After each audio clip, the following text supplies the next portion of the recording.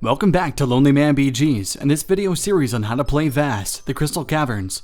In this video, we'll be going over all the general rules relevant to all players in Vast. First, we will talk about revealing dark tiles. As players play Vast, these dark tiles on the map will become revealed, and more will enter play. Players will flip tiles over as they perform actions, such as when the knight enters one. When revealing a dark tile, there are two steps. Orient the tile. The player will rotate the lit side of the tile to an orientation of their choice. One open edge of the revealed tile must connect to the entrance tile through open edges, unless it is impossible to fill. If multiple tiles are to be revealed at once, each will be revealed and oriented one at a time. The player must place the first before revealing the second, and so on.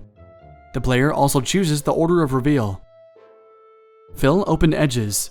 Any open edges are filled with dark tiles, provided by the cave player if there is one. If no cave player exists, the player who revealed the previous tile will draw tiles from the cave tile stack. Once the collapse has begun, edges are no longer filled for the remainder of the game. Let's talk about what the collapse is. Once all cave tiles have been placed somewhere on the map, the collapse begins on the next player's turn. During the cave's turn, instead of adding tiles to the map, the cave player removes 3 tiles. If no cave player exists, then at the end of each player's turn, the player removes 3 tiles from the map. There are specific rules for removing tiles during the collapse. Tiles touching only one other tile must be removed first. Then, tiles touching only 2 other tiles are removed. If multiple tiles are eligible, the player chooses which to remove. If a revealed tile can be removed, it must be removed first. If a dark tile is removed, the player will check to see whether or not it is a crystal tile. Once 5 crystal tiles have been removed, the game ends and the cave wins, even if there is no cave player. During the collapse, the entrance tile may never be removed. If a removed tile holds tokens, they are returned to the owing player. If a character piece is on a removed tile, it is forced to move away, which we'll go over in a little bit. In addition to the collapse, the Goblin's Cave-In Secrets card and the Dragon's Wrath power may remove tiles as well. If either of these removes tiles before the collapse begins, the tiles are first checked for crystals.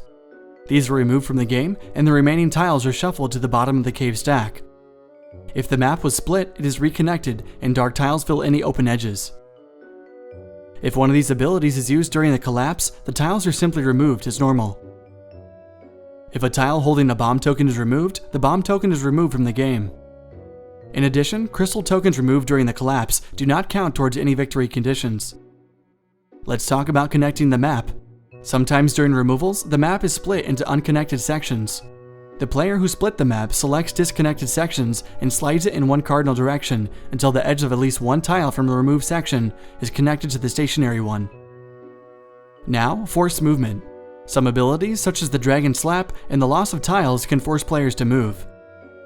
First, nothing can move onto open spaces. Next, the Knight, the Goblins, Awakened Dragon, and the Thief cannot be forced through walls or onto spaces with other players. Only the Goblins and the Thief may be forced onto dark tiles. If the Knight encounters an event token, she must stop. On her next turn, she will resolve the event token as an encounter. If the Goblin tribe is forced to move, they don't lose population by leaving tiles. While underground, the dragon cannot move onto spaces with other players. Treasure tokens and dragon gems cannot move through walls. They may enter spaces with player pieces, but cannot end movement on these spaces. Crystal, Event, Bomb, Vault, Rock Slide, and Flame Wall tokens cannot be moved. If a player piece would be forced to move, but that player piece cannot move due to guidelines, the tile is not removed. If the collapse were to try and remove that tile but cannot, the next eligible tile is removed instead. When a player is forced to move because a tile is removed, the player removing the tile moves the player who is forced to move. If multiple player pieces are forced to move at once, start with the Knight and move them in turn order. This big bad boy right here is the Dragon die. This die is rolled to determine whether an effect resolves or what spaces are affected. The center mark represents the roller's current space, with the 8 marks around it representing the surrounding space. The effects are applied to all white spaces on the rolled die face. 2 more things. First, in Vast, all information is public except for the following: side quest cards, secret cards, power cards, and cave tiles in the cave's hand, along with other face down or unrevealed pieces. Second, all components are limited by included quantities. And this concludes our general rules video for Vast. In the next video, we will learn the ins and outs of the night. Thanks for watching. The executive sponsor of this series is Mario Florez. The wall sponsors are Jess Turner and Mandy.